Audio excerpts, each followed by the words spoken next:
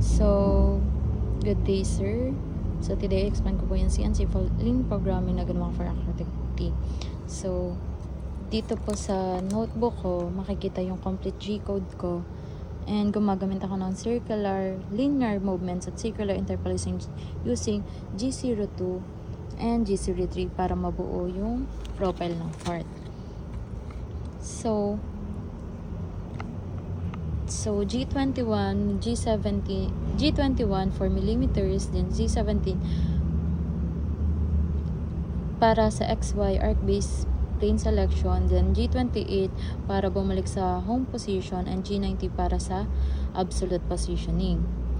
Then T1 M06 para ma-call yung tool 1 and mag-tool change. And after that,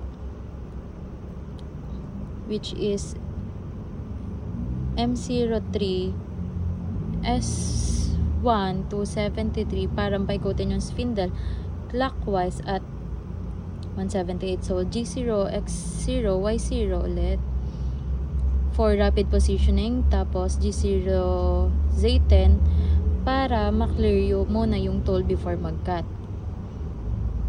Then punta tayo sa G0 X53 0.96 Y0 using rapid mode. Then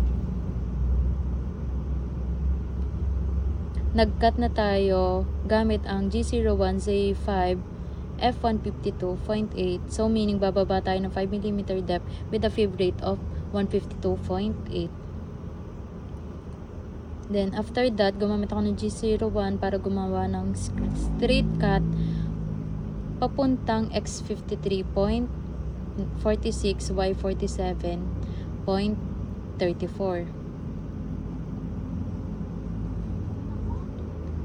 Then dito naman papasok yung curved barbs, dito na pumapasok yung circular interpolation. So G03 is counterclockwise movement. For example, from X53.96 Y47 to 47.53 Y52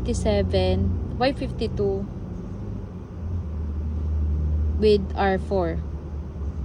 With R4, meaning 4mm yung radius ng arc. Then gumamit naman ako ng G02, which is clockwise movement mapuntang X5.19 Y46.92 with R50.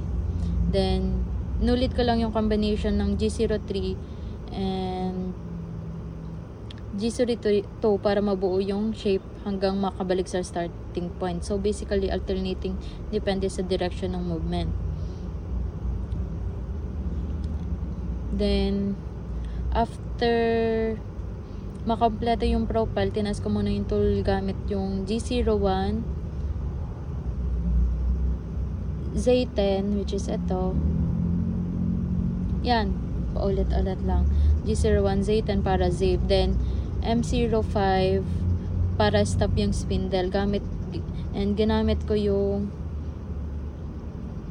G28 X0 Y0 Z0 para bumalik sa home position. And finally, M30 para ma-reset yung program. So, ayan po. That's my CNC milling program. Thank you po. And ito po, ang pinaka-result.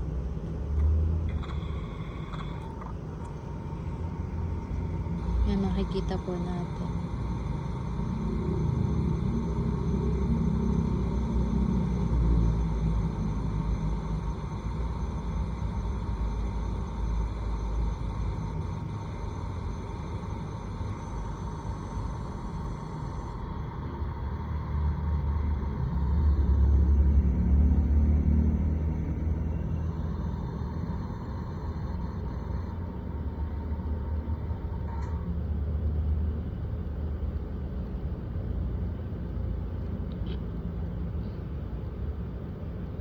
So, yan po.